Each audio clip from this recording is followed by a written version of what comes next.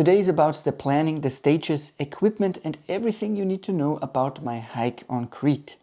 I hiked parts of the E4 at the beginning of May and had to change my plan due to bad weather. The route of the original plan looks like this: first from Paleochora along the coast and then back through the mountains to Sugia. The modified version is a bit shorter and I had to descend early to Agia Romeli. But at least I can give you all the important information about the majority of the planned tour. The daily stages of my tour were quite long, with 8 to 9 hours of pure walking time, and of course you can modify them and spread the tour over several days. Overall, the tour is not easy and the walking times should not be underestimated. On some stages you are on difficult paths and sometimes on pathless terrain, and good sure-footedness is a requirement for this trail. There were hardly any hikers and I was alone most of the time. Only in the vicinity of the small villages was it a bit busier, but even there I was surprised at how quiet and remote the southwest of Crete is. I arrived in Chania airport and then continued to the bus station in Chania, from there with another bus to Paleochora. The buses in Chania are well organized, the bus station is easy to navigate and the people are all very friendly and speak good English. I will link the website of the buses under the video. Day 1. I arrived in Paleochora at about 6 p.m. and from there it was about 2 hours of walking to my first campsite. The path was quite easy and the site was flat, wind protected and simply beautiful. Day 2. The next morning I first went to Lissos, where I found fresh and clean water.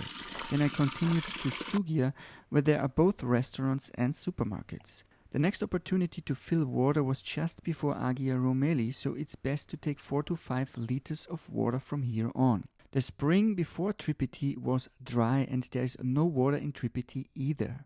On this varied stage you have to overcome some altitude meters and the path is partly quite steep, but it also leads directly along the coast and overall the path is challenging but beautiful. Before reaching my campsite after the final steep climb, I surprisingly found a well-filled and clean rainwater cistern where I could top up my water supplies.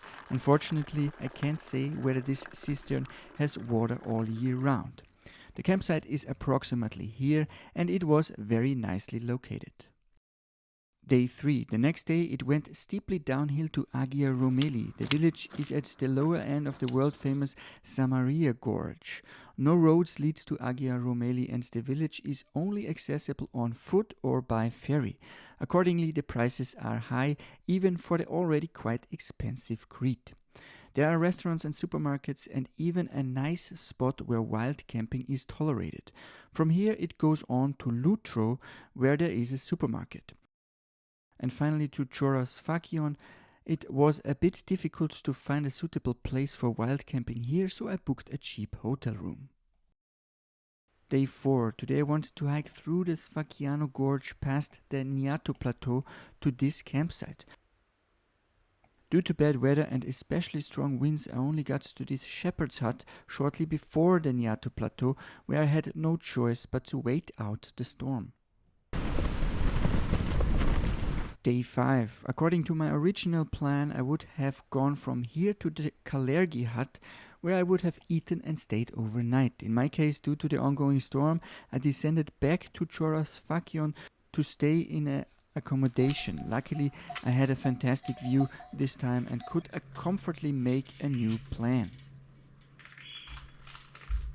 Day 6. My original plan would have taken me today from the Kalergi hut to Sugia, where I would have stayed overnight. In reality, I took the bus to Amudari, planned for 7 a.m., but since it was Sunday, the first bus was at 11 a.m., putting me a bit under time pressure.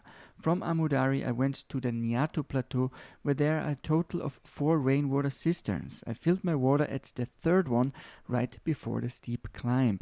This is the last opportunity to filter water for today. From here, I had about 3.5 liters with me.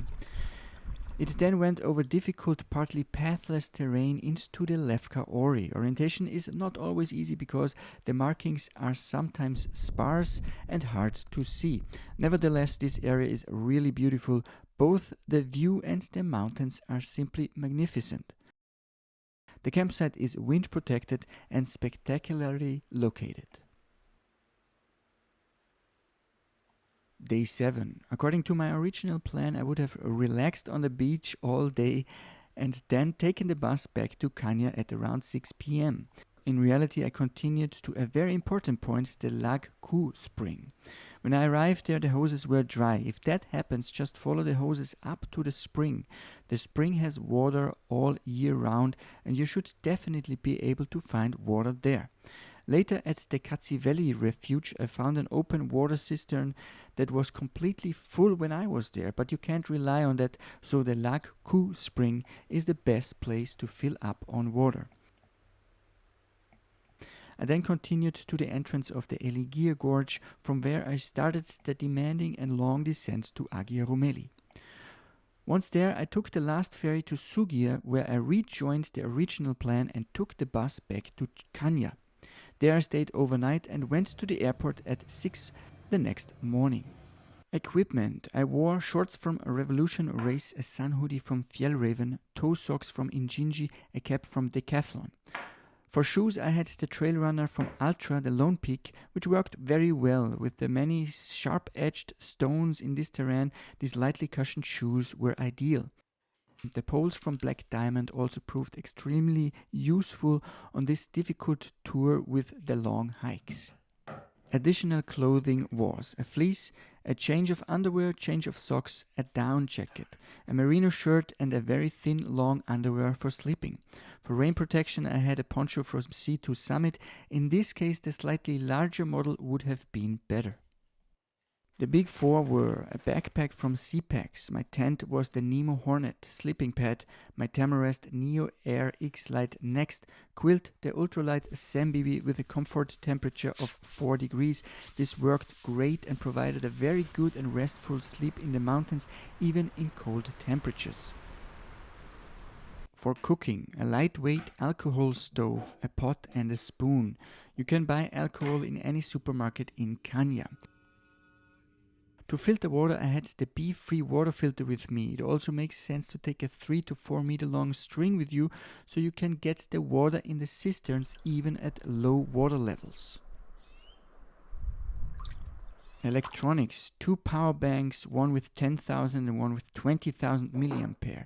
GoPro Hero 12. DJI Mini 3 Pro including spare batteries, headlamp, cables and fast charger for quick charging in restaurants, a lightweight towel, a shovel, hygiene bag, first aid and repair kit, and a small lightweight and foldable backpack for hand luggage.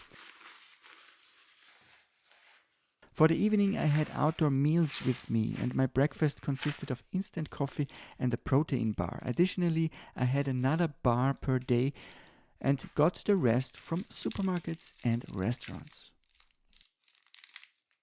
Overall, a beautiful and challenging tour. The terrain is not always easy, and as mentioned, it is probably better to plan the stages a bit shorter because it gives you time to enjoy this impressive landscape even more. I will link the video of the complete tour here. I hope this was helpful and I see you on the next one.